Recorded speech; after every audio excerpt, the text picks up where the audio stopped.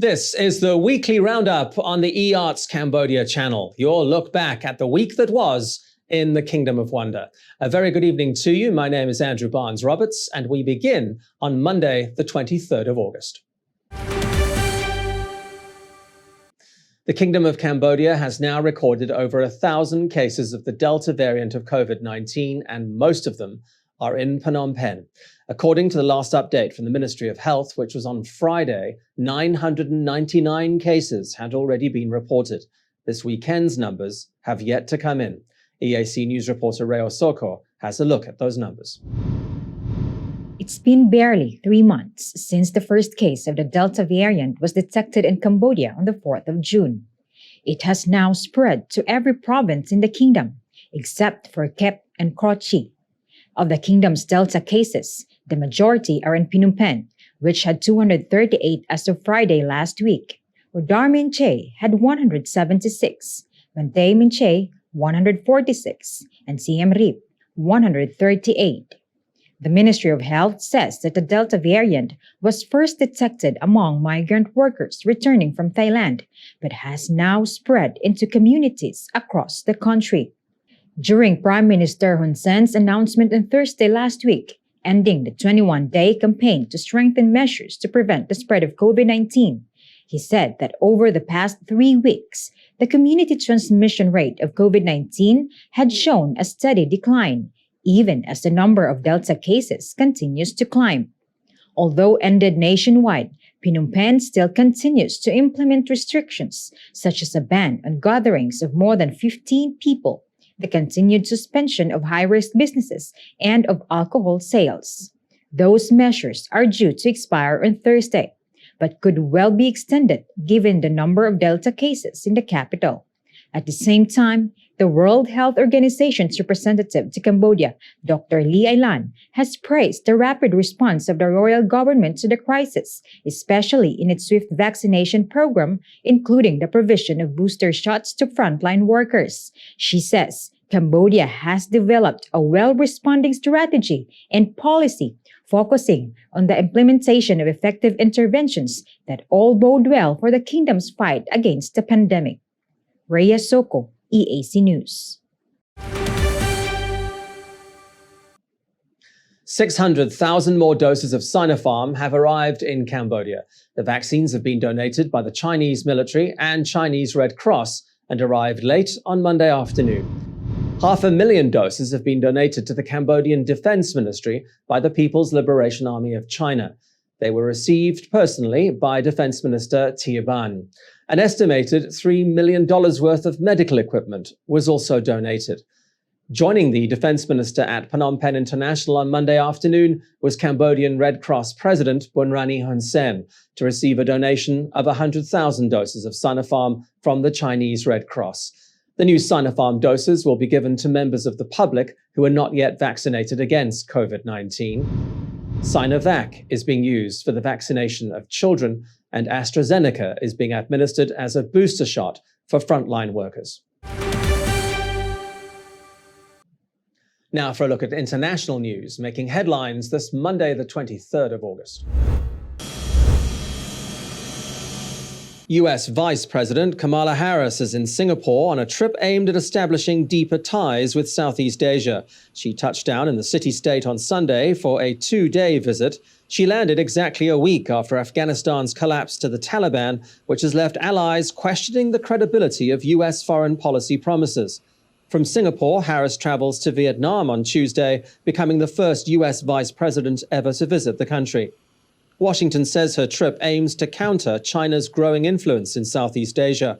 One official told Reuters this month that the vice president's focus would be on defending international rules in the South China Sea, strengthening US regional leadership, and expanding security cooperation.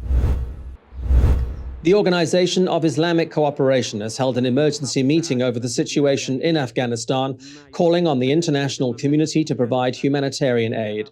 Initiated by Saudi Arabia, the meeting called for all factions in Afghanistan to reach consensus as soon as possible on the establishment of an inclusive Islamic government. Member states committed themselves to supporting Afghanistan in realizing peace, security, stability, and development, stressing that the international community should provide as much assistance as possible without interfering in the country's internal affairs. The OIC is to send a delegation to the Afghan capital of Kabul to support peace and reconciliation efforts. But it would seem that visit will come too late. Civil war has already erupted in the country, with anti-Taliban fighters retaking territory almost every day. This group claims to have retaken 3 districts close to the Panjshir Valley, where remnants of government forces and other militia groups have gathered. Afghan Defense Minister General Bismillah Mohammadi, who has vowed to resist the Taliban, says parts of the neighboring province of Baghlan have also been recaptured. And 4 miners in northwest China have had a very lucky escape. The roof of the mine they were working in collapsed towards the end of last week, but after a 68-hour rescue operation, they were finally brought to the surface. All 4 have been hospitalized, but are said to be in a stable condition. It was initially thought the 4 had died, but early on Friday morning, rescuers heard a knocking sound from the victims and made contact with them through a drill pipe. Banteay Meanchey has become the latest province in the country to declare red zones. It's the second province to introduce red zones after Prime Minister Hun Sen announced last week that provincial and capital administrations now had control over their own COVID-19 preventative measures. At the same time, the number of Delta cases continues to spread in Phnom Penh. EAC News reporter Reo Soko has the details. No fewer than 43 cases of the Delta variant have been detected in Prek Pinos, Andong village in the commune of Kork Ruka. Given that these are Delta cases, the area is in lockdown for the next 21 days. The 43 cases are in addition to the 238 Delta cases confirmed in the capital, taking the number to at least 281, the highest in the kingdom. Although no red zones, Phnom Penh still has restrictions in place, which are due to expire on Thursday. These include the closure of high-risk businesses, a ban on alcohol sales, as well as on gatherings of more than 15 people. After Phnom Penh, it is the border provinces of Odar Meanchey and Banteay Meanchey that have the highest number of Delta cases. On Tuesday, Banteay Meanchey declared 2 new red zones. These are the communes of Duktala and Kampong Suay in Siray Supon City. It has also closed Chakrai Market in the district of Priyanet Priya. Residents in red zones are not allowed to leave their homes at all without permission from authorities. Areas are also heavily guarded. Last Friday, Priya Viher declared Joam Kasant District a red zone for 14 days. Rhea Soko, EAC News. Prime Minister Hun Sen has urged provincial and capital governors to set up more accessible vaccination sites. This is in line with a final push to reach the target of 10 million fully vaccinated adults. The Ministry of Health says there's a small portion of the population which has still not been vaccinated in provinces which have already completed their inoculation programs, most especially women who recently gave birth. EAC News reporter Reo Soko has the story. The royal government has been lauded by a variety of international agencies for its rapid rollout of COVID-19 vaccines. The government expects to reach its 10 million adults target within the next few weeks, but pockets of that population still haven't been vaccinated. The Ministry of Health points to women who have been pregnant or breastfeeding in the past few months, as well as some returning residents from overseas. The Health Ministry says this could have an impact on achieving herd immunity. Prime Minister Hun Sen has now urged provincial and capital governors to set up more vaccination sites so that everyone can get their shots. As of Tuesday, 87.6% of the 10 million target have had at least 1 dose of vaccine. Almost 79% have been fully vaccinated. Of the 2 million children aged between 12 and 17 who are getting their shots, 55% have been inoculated, with 67,000 children already having received both shots. Meanwhile, the booster vaccination program also continues to run smoothly. Cambodia has already provided third doses to more than 500,000 frontline workers, including doctors, military, and police officers. On Monday, it was the turn of over 1,000 athletes at Morodok Teko Stadium. Prime Minister Hun Sen has included the athletes in the prioritized group of people, especially those who will be competing in the upcoming SEA Games. Reyes Soko, EAC News. Well, now for a look at news from around the world making headlines this Tuesday, the 24th of August. As the evacuation of foreign nationals and the Afghans who worked with them continues from Kabul's Hamid Karzai International Airport, the clock is ticking. Just how much longer these planes will be able to take off and land is becoming a major bone of contention between the Taliban and Western governments. The US had set next Tuesday, the 31st of August, as its deadline for the withdrawal, but is now wanting to extend that, something the Taliban says is just not going to happen. Speaking from Qatar, Taliban spokesman Sohail Shaheen said any delay would be a clear violation. No, we do not want to extend because that is occupation. The occupation must come to an end. And they can have a good relation with us. If they want to, they can participate in reconstruction of Afghanistan, and they can have cooperation with Afghanistan, with the people of Afghanistan in a new chapter, in a new phase. That they can. They should. I think they have moral obligation to participate in the reconstruction of Afghanistan because they were involved in destruction of Afghanistan, in the bloodshed in Afghanistan. Amid the uncertainty, groups of Afghan nationals continue to wait to be evacuated from Kabul. Many are being turned away from the airport by the Taliban, who claim they do not have the right paperwork. They are being ordered to return home and get back to work, with assurances from the Taliban that there will be no reprisals for having worked for foreign governments.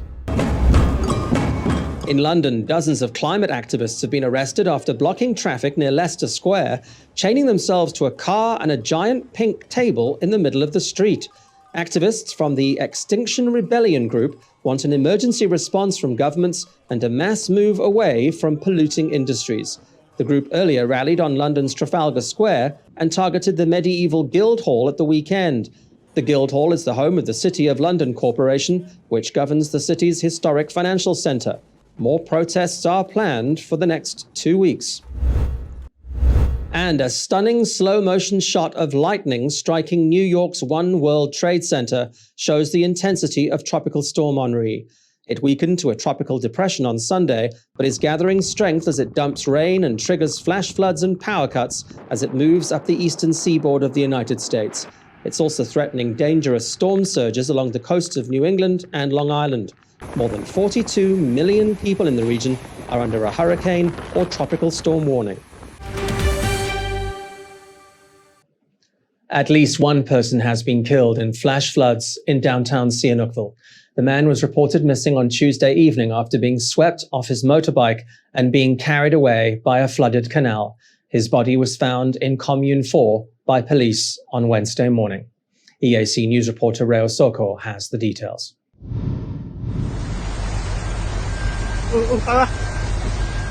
This person had a very lucky escape after they were also swept up by floodwaters in Sihanoukville. The city's communes 1, 2, 3, and 4 are the worst affected, with vehicles seemingly floating, homes flooded, and roads resembling lakes. Priya Sihanouk Governor Kurt Chamran says 249 millimeters of rain fell on Tuesday evening, causing low-lying areas to be completely swamped. The man who was killed was crossing Mitapiap Street on his motorbike when he was carried away. The Sihanoukville Administrative Unity Command is now surveying the flooded areas. The Weather Office has warned of heavy rains for the next week. Provincial and capital administrations are advising everyone across the kingdom to be on high alert. Reyes Soko, EAC News.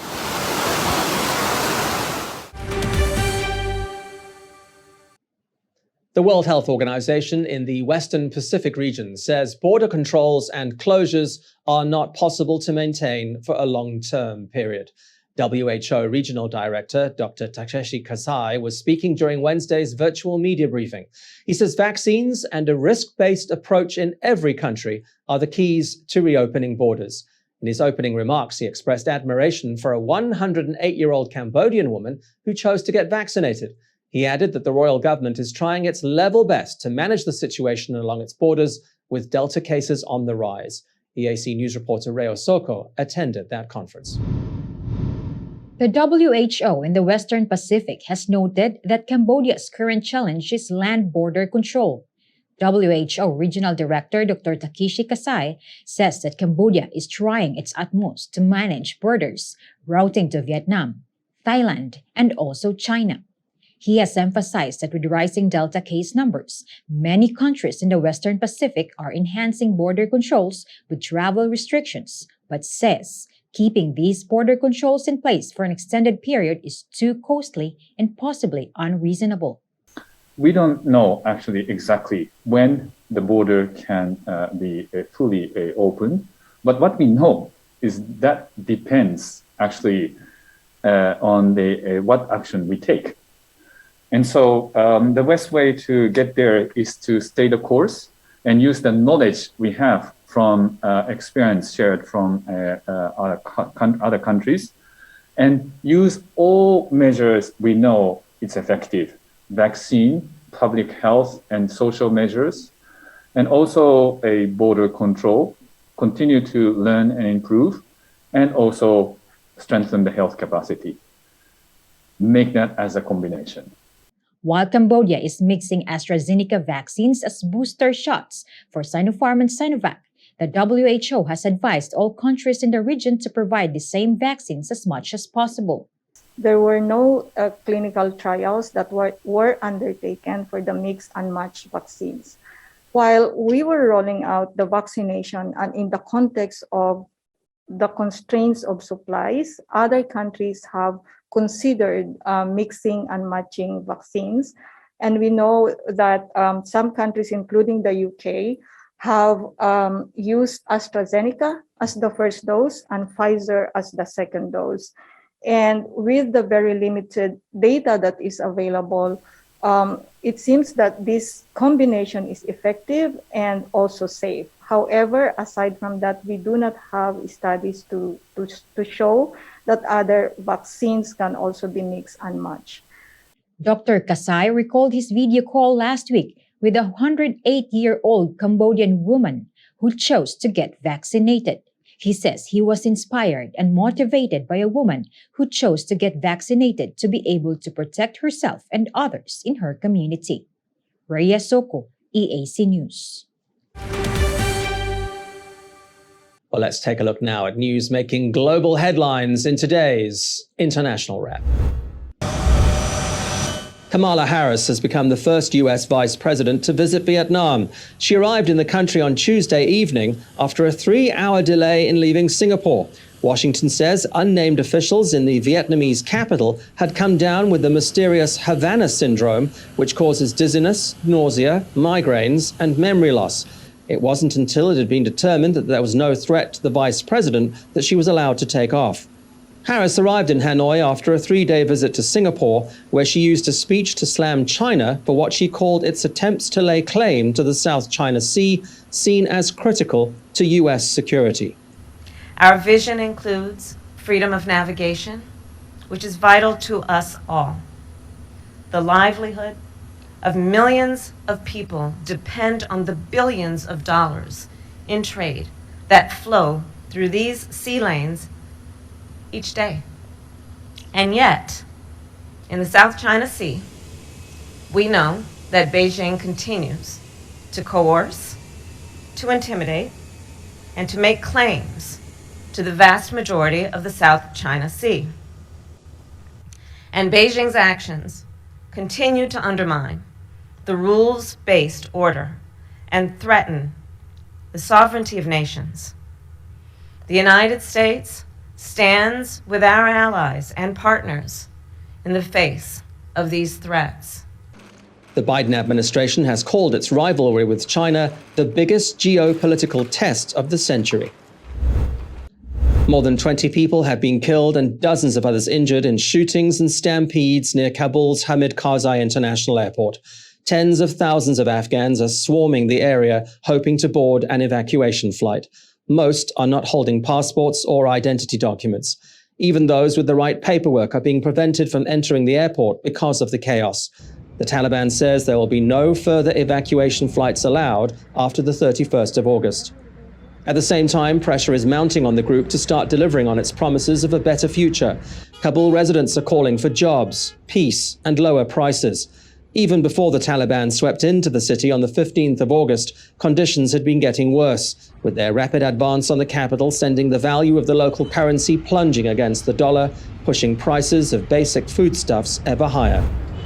And time appears to be finally catching up on the Rolling Stones. Its drummer, Charlie Watts, widely regarded as one of the coolest men in rock, having spent nearly 60 years with the band, has died at the age of 80. He passed away peacefully in a London hospital, surrounded by his family. Watts played drums on all of the group's 30 albums and on every tour until he pulled out of the 13-date No Filter US tour due to start this September. He joined the Rolling Stones way back in 1963.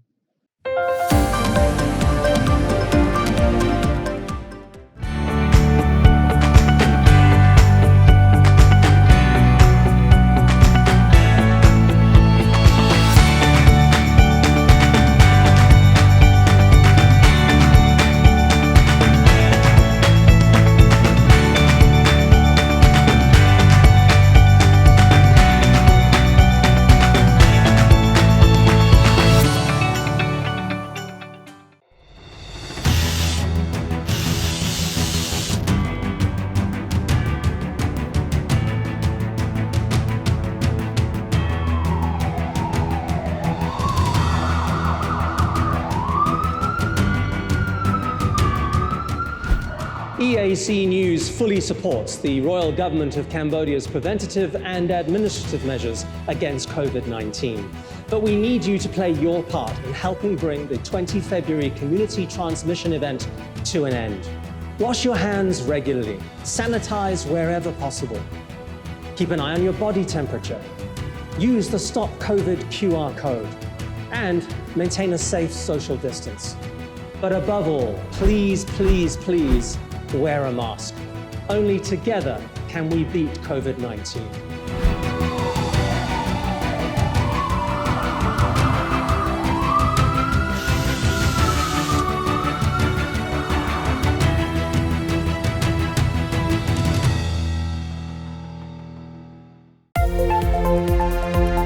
If it's happening and you need to know about it, you'll get it all right here.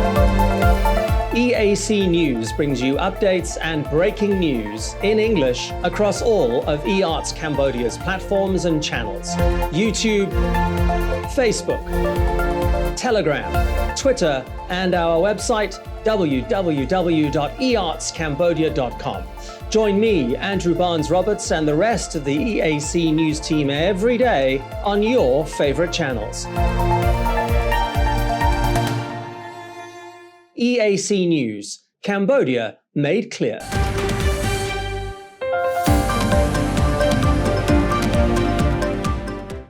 There's been a collective groan from the owners of high-risk businesses in Phnom Penh.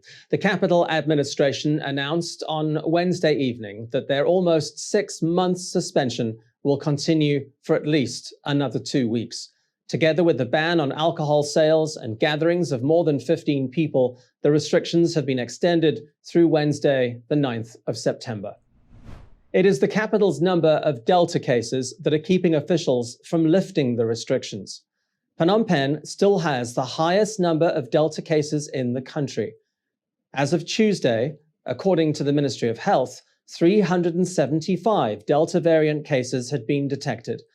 Phnom Penh is followed by Banteay Meanchey with a total Delta case number of 230. It has declared 2 new red zones this week in an effort to contain the variant. On Thursday morning, Banteay Meanchey Provincial Governor Umri Trai distributed relief aid to residents in Serey-Sapon City's Pong village. Over 300 families were given packs of food.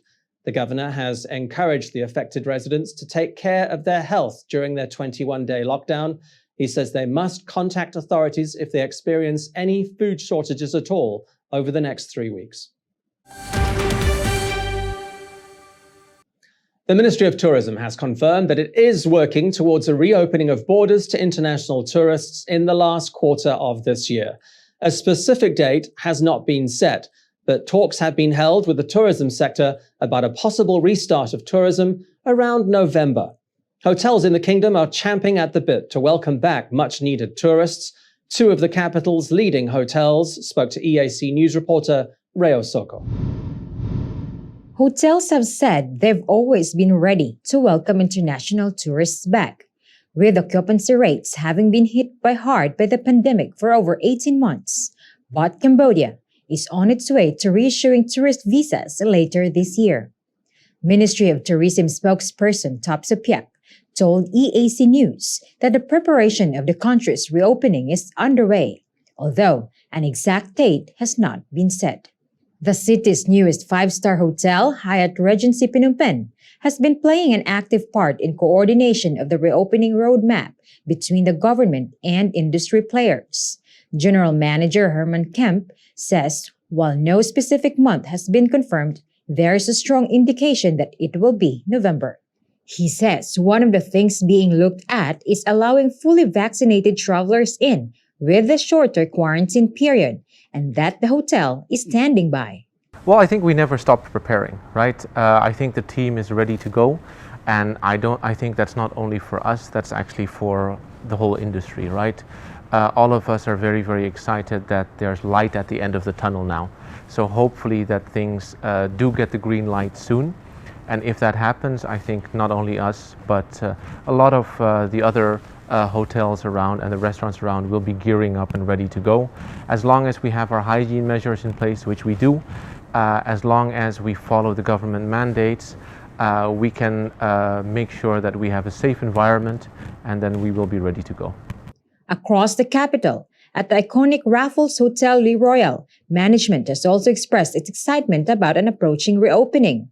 Hotel manager Dennis de Groot says they have been prepared all the time, having recently been added to the list of approved hotels for alternate state quarantine. Very prepared. Of course, Accor, Raffles falls under the Accor umbrella, have successfully launched the All Safe program, which follows a stringent set of protocols and guidelines on sanitary for guests and both staff to follow, 16 fundamentals as well as the 3 touch points, which then get broken down into staff, guest, front and back of house areas.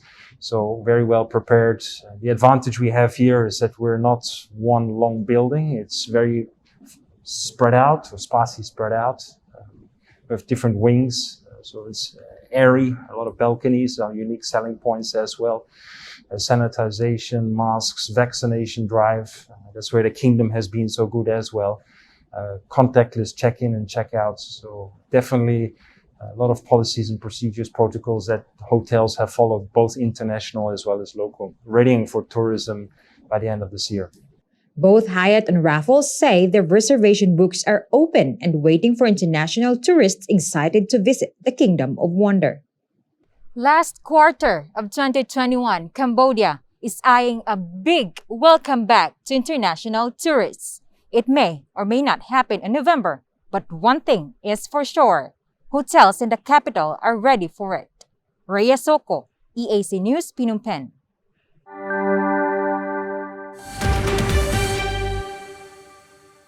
Over 40 Cambodians with disabilities have received training in digital literacy.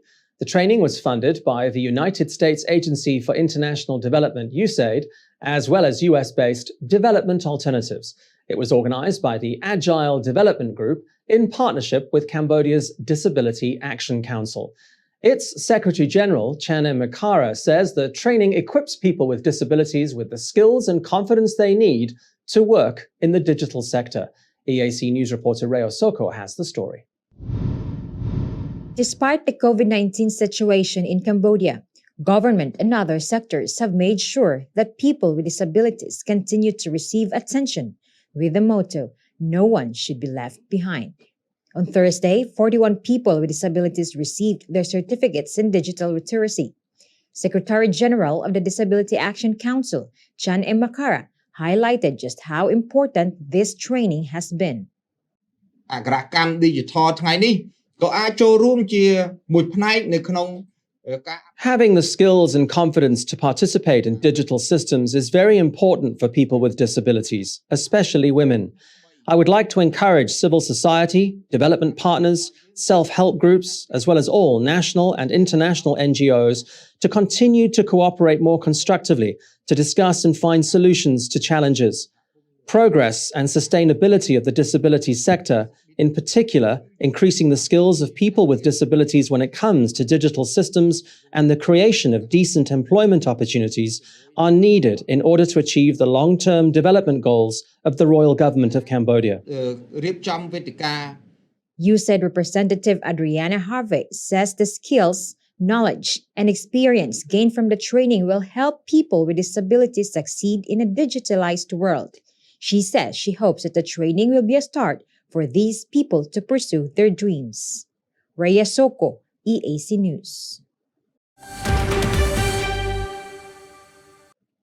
Well, now for a look at news making headlines around the globe this Thursday, the 26th of August. While its vehicles patrol the streets of Kabul, the Taliban says it has launched talks on the formation of a new government. It has promised an inclusive Islamic government that will be representative of the entire country. It has apparently already held talks with one former enemy, former President Hamid Karzai. Residents of Kabul say all they want is peace after decades of invasion and civil war. They also want the Taliban to stick to its promises of respecting women's rights to work and girls' rights to an education. But for many others, there's just no thought of returning to life under the Taliban. Crowds of desperate people continue to gather outside Kabul's main airport in the hopes of evacuation. Many are standing in knee-deep water, full of garbage and near barbed wire as US troops push them back. These are the Afghans who managed to fight their way past the Taliban, which is trying to send Afghans back home, saying they have nothing to fear. It says evacuation flights will end next Tuesday and there'll be no extension to that deadline. At least 36 people have been shot dead by gunmen during a night raid on a village near the central Nigerian city of Jos.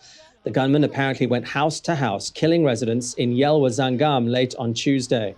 Nigerian troops couldn't reach the area to protect residents because a bridge had been destroyed. Jos is the capital of Plateau State, which has seen regular fighting between the Hausa Fulani group, who dominate the whole of northern Nigeria, and a number of smaller local ethnic groups. The whole country has seen an upsurge of violence this year, with poverty intensifying competition for resources, jobs, and political power. And amazingly, no one was killed when a Mexican Navy helicopter made a crash landing on Wednesday. Seconds before, it had reported mechanical failure as it attempted to reach an area affected by Hurricane Grace. The pilot somehow managed to avoid power lines as he brought the chopper down. 3 injured passengers were rushed to a nearby hospital, but are in a stable condition. Police in Phnom Penh have arrested a security guard in connection with Thursday's murder of a 12-year-old boy.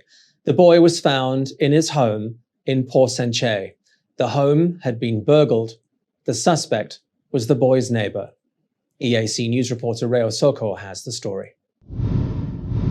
It was Thursday evening when police and the Child Protection Unit were called to investigate the body of a boy in this house in Tropeng Krosang village in Chaum Chau commune of Port Sanchez.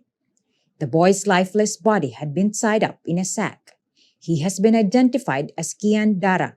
He had been left alone in the rented room when his widowed mother went to work at a nearby garment factory.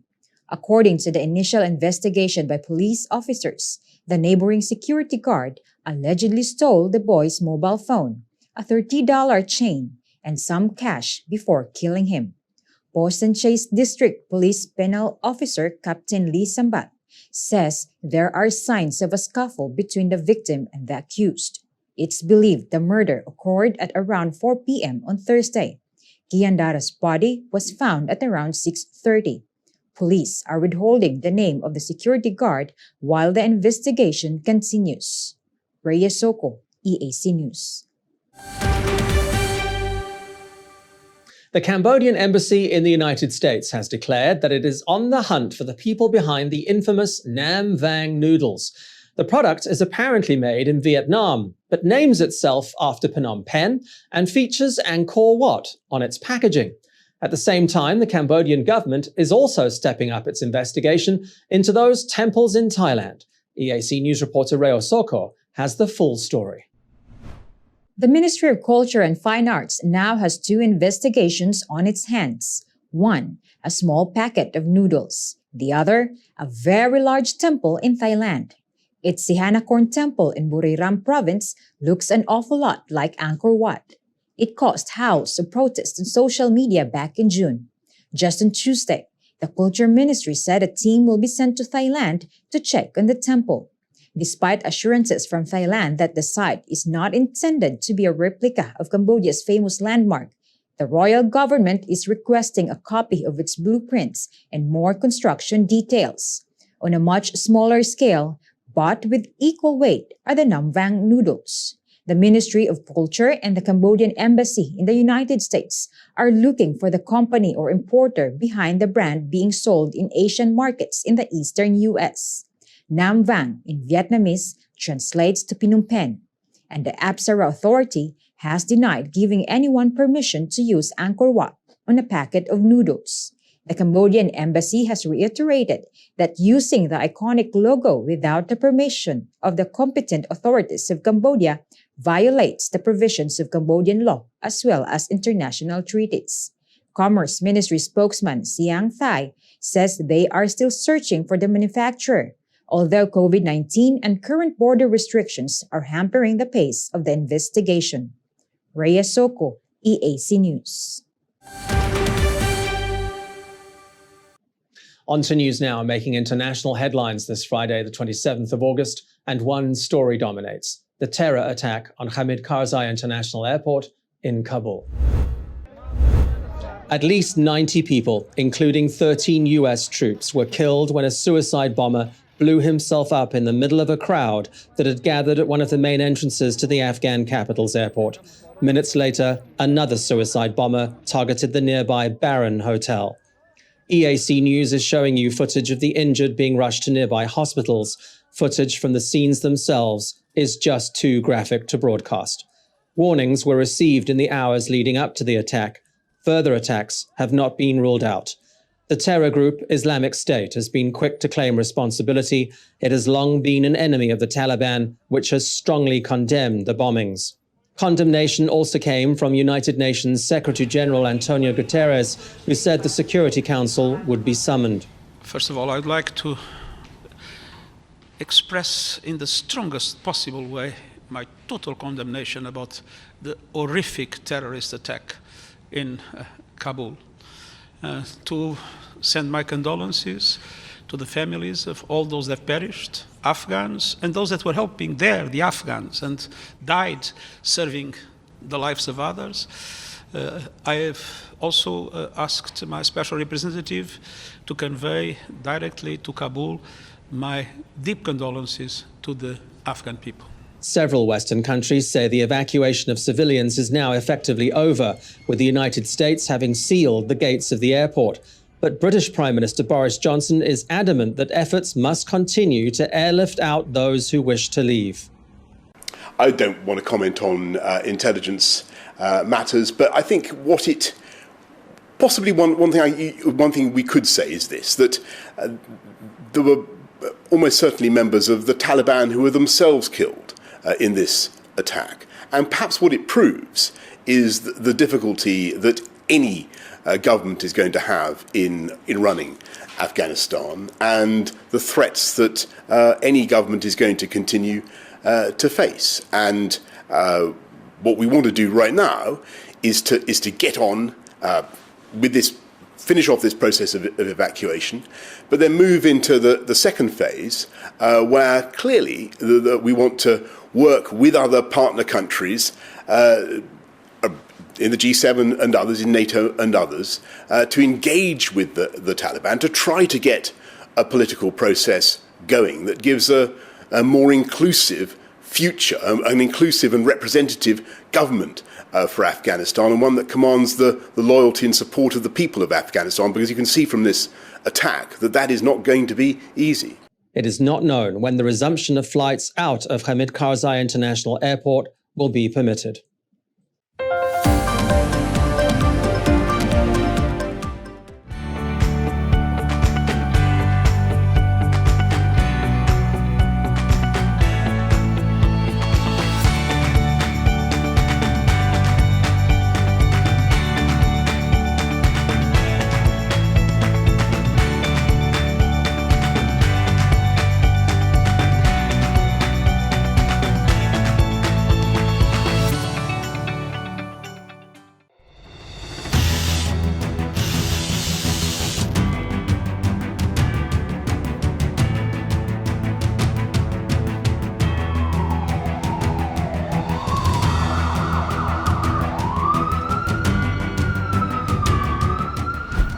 EAC News fully supports the royal government of Cambodia's preventative and administrative measures against COVID-19. But we need you to play your part in helping bring the 20 February community transmission event to an end. Wash your hands regularly, sanitize wherever possible. Keep an eye on your body temperature. Use the Stop COVID QR code and maintain a safe social distance. But above all, please, please, please, wear a mask. Only together can we beat COVID-19.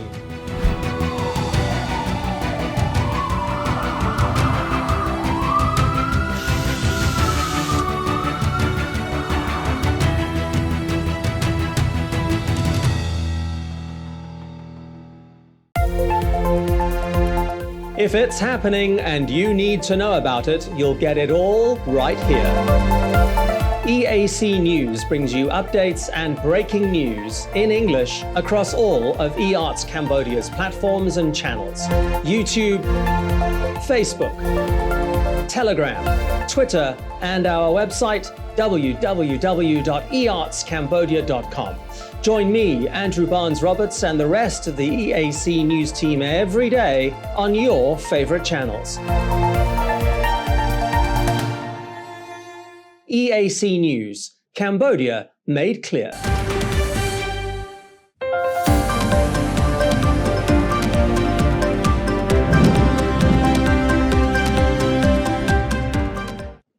One of the world's most famous boxers has hinted that it might be time to hang up his gloves. Manny Pacquiao was speaking to reporters after his shock loss to Cuban Yordenis Ugar in Las Vegas on Saturday night. It was a unanimous points decision, with the Cuban retaining his WBA welterweight world title. Pacquiao was the more aggressive, but just couldn't land the punches after a 2-year absence from the ring.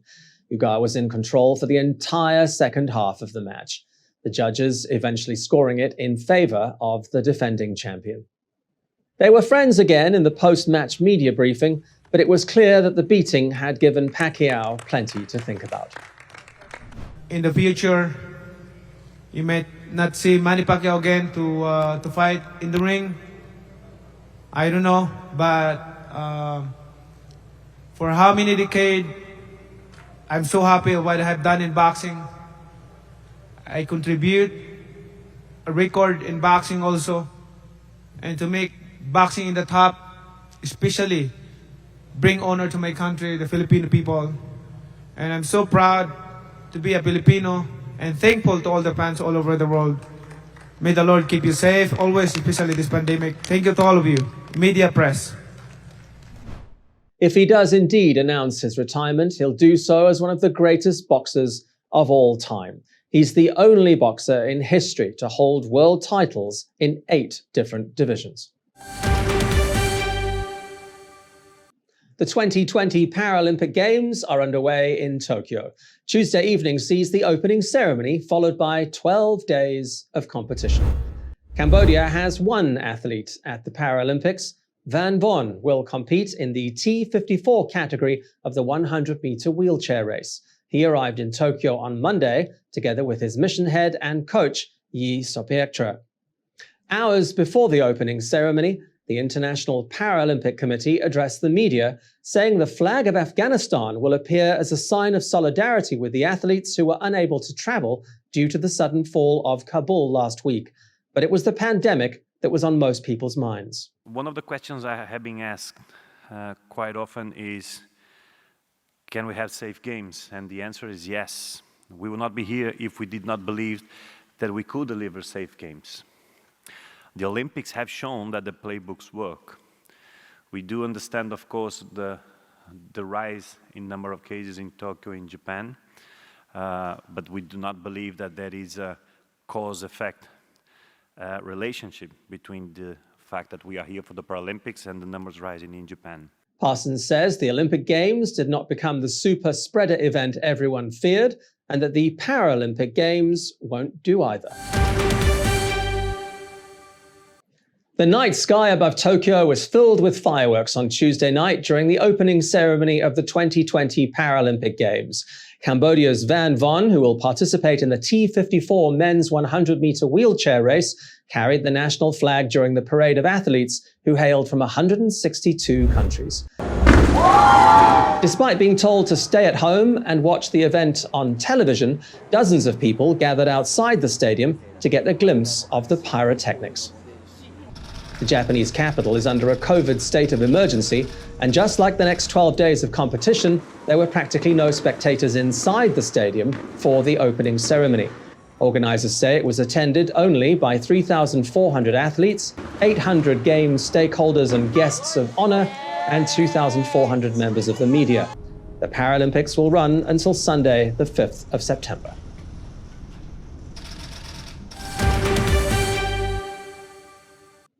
While handing out its Player of the Year awards on Thursday night, UEFA also made the draw for the 2021-22 Champions League. Lionel Messi's new club, Paris Saint-Germain, will face Manchester City in Group A. City are managed by Messi's former Barcelona coach, Pep Guardiola. Group A isn't much easier than any of the other groups, but then this is the League Cup for the best clubs in Europe. PSG and Man City are joined by RB Leipzig and Belgium's Club Brugge. Reigning champions Chelsea find themselves in Group H against Juventus, Zenit St. Petersburg and Malmo. Liverpool are in Group B with Spanish champions Atletico Madrid, former winners Porto and AC Milan. Real Madrid are in Group D with Inter Milan, Shakhtar Donetsk and Moldova's Sheriff Tiraspol. Barcelona have been drawn in Group E with Bayern Munich, Benfica and Dynamo Kiev. Manchester United will have another meeting with Spain's Villarreal in Group F, which will be a repeat of this year's Europa League final. They're joined in that group by Atalanta and Young Boys. Is there anything cuter than a lion cub? Well, a Mexican zoo is welcoming the arrival of 3 of them. The 3 little siblings were born on Friday, the 13th of August, but it was a lucky day with this zoo's lion enclosure seeing something of a baby boom. The 2 females and 1 male are all in good health, but they have been separated from their mother for the next few weeks after she failed to produce milk. They'll be under constant surveillance for the next few months of their lives and have to be bottle fed every 3 hours. But zoo staff say it's the best job in the world.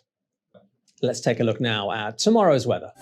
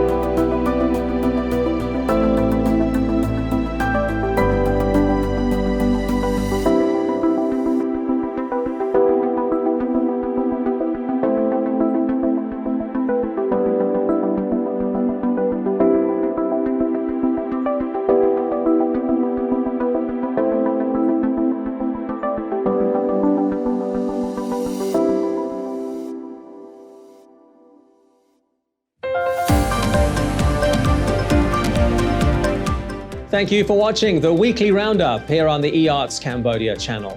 More from the EAC News team in Monday night's Daily Roundup at 8. I will see you then.